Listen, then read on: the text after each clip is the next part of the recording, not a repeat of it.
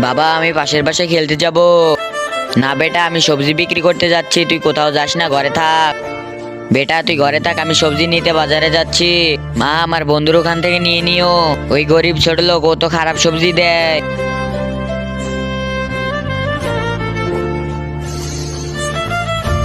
আরে ম্যাডাম, আপনার সবজি লাগলে আমার কাছ থেকে নিয়ে নেন। আরে গরিব, আমিও তো সবজি নিতে যাচ্ছি, কিন্তু তোর কাছ থেকে না, সুপার মার্কেট থেকে। আরে ম্যাডাম, এই সবজিও সুপার মার্কেট যায়, একদম তাজা সবজি, আপনাকে সস্তায় দিয়ে দেবো, নিয়ে নিন।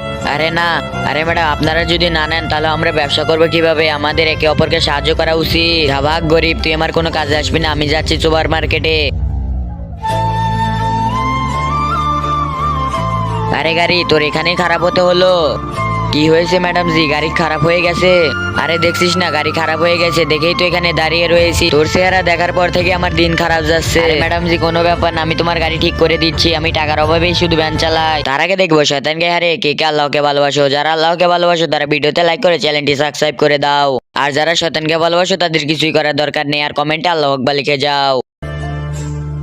আরে ম্যাডাম, শর্ট সার্কিট চলে গেছে, যান এবার স্টার্ট দিন। আরে স্টার্ট হয়ে গেছে, দেখেছেন ম্যাডাম, ছোট সমস্যা ছিল।